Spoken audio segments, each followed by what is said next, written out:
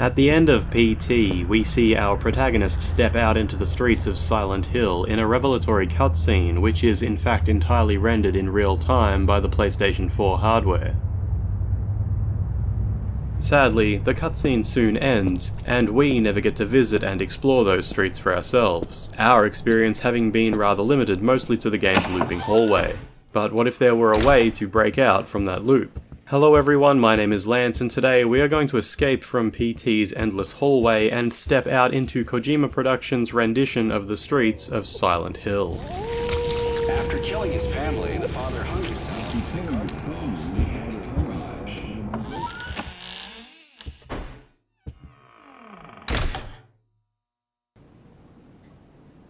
To explain how this is achieved, the game engine used by PT is able to cleverly link together separate map files to create the illusion of an endless loop.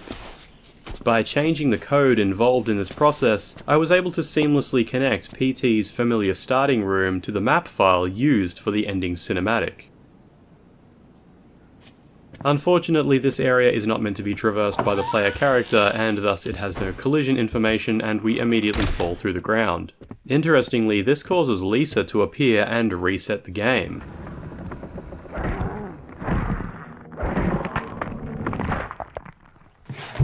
I find it fairly amazing that the developers actually accounted for us finding a way to break out of bounds, and created an event to handle it in such a way, rather than just having us fall endlessly. So in order to circumvent this, I patched the game in a way that causes the player character to float just a small distance above the ground at all times.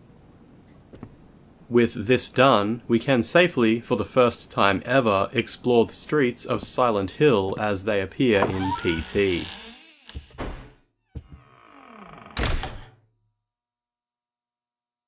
One of the first things we come across here is the trail which we also saw the protagonist following in the cinematic.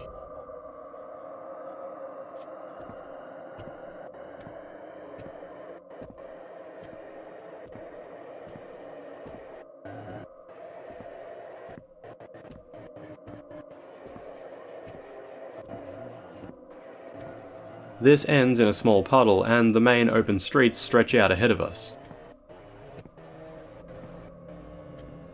To the left is a fairly detailed area outside of a massive apartment building.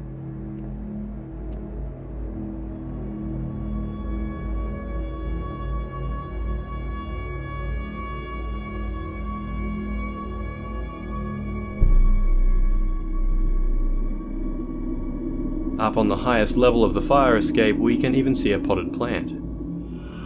Looking down from up here helps us really appreciate the amount of detail that went into building the area.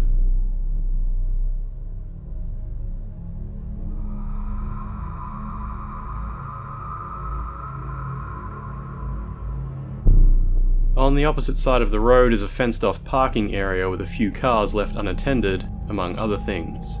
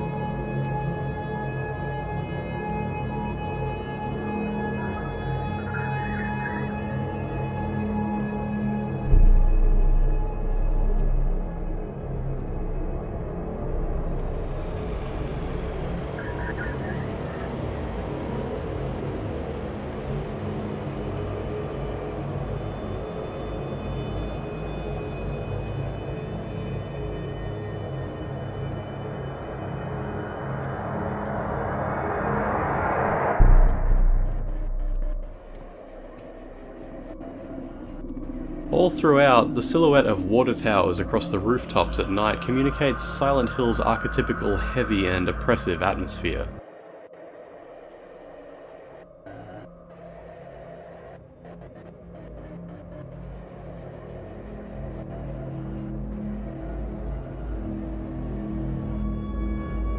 Returning to street level, we can continue exploring down the main road. Miscellaneous clutter lines the streets to make sure every area looks somewhat unique.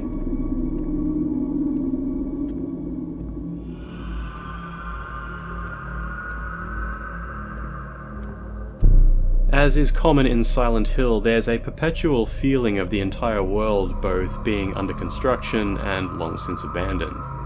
The street signs, roadblocks, and scaffolding throughout help to create this unwelcoming atmosphere.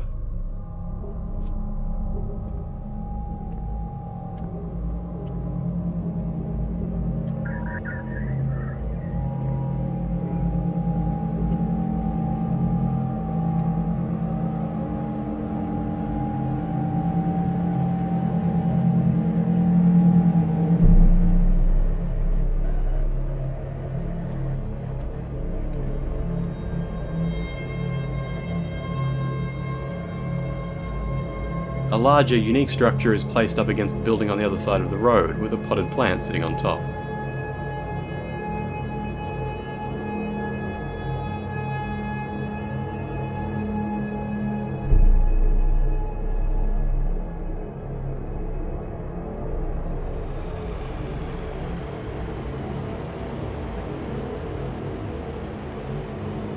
Up ahead is a slightly more richly detailed area. A few more vehicles are placed along the road, accompanied by some signage.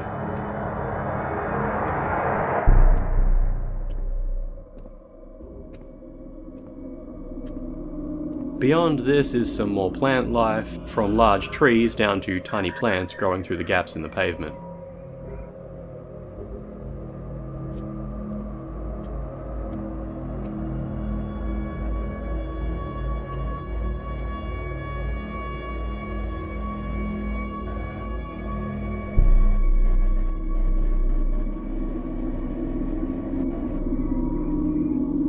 The distant lamplight and structures seen from here suggest that we're getting closer to the end of this street now.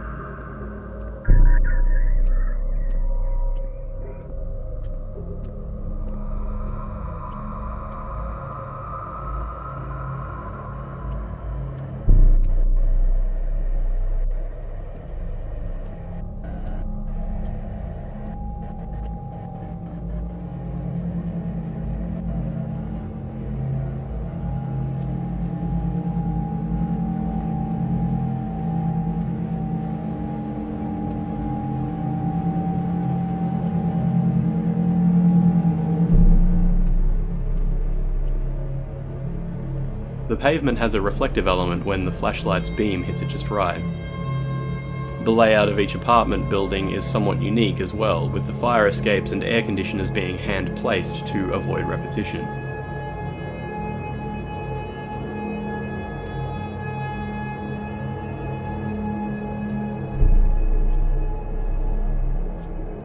Coming to the end of the main road brings us to a fence with a tree, power lines, and a car on the opposite side.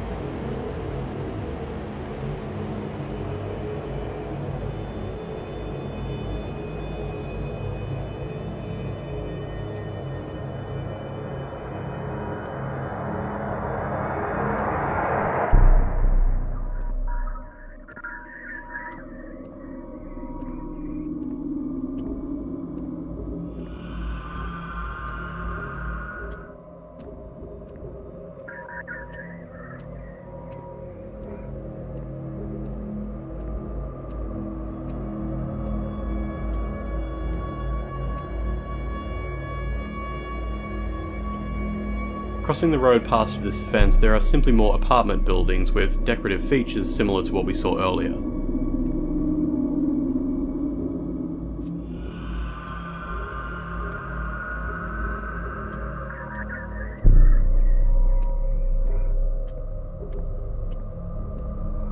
Continuing down the road, we come to pass under a large bridge.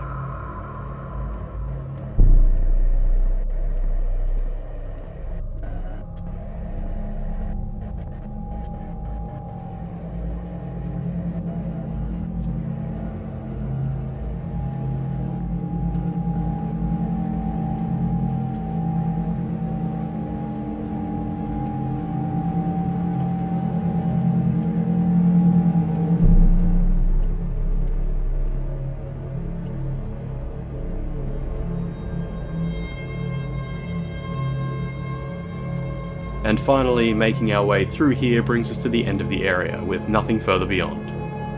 I found it fairly amazing to have a chance to explore a somewhat entirely new physical space in PT, something handcrafted by the team at Kojima Productions while in-house at Konami as an official part of the mainline Silent Hill series. While there's no way to be sure what the future holds, this may be the final canonical rendition of Silent Hill ever to exist. So I hope you feel that I helped in some way today by giving you a chance to explore along with me. If you did enjoy the video, feel free to subscribe and hit the like button, and you might consider taking a look at the description below to find a few ways to follow and support my work going forward. I'm always working on showing you something new from games that mean a lot to me, and I hope might also mean something to you as well. Either way, thank you for watching, I'll see you next time.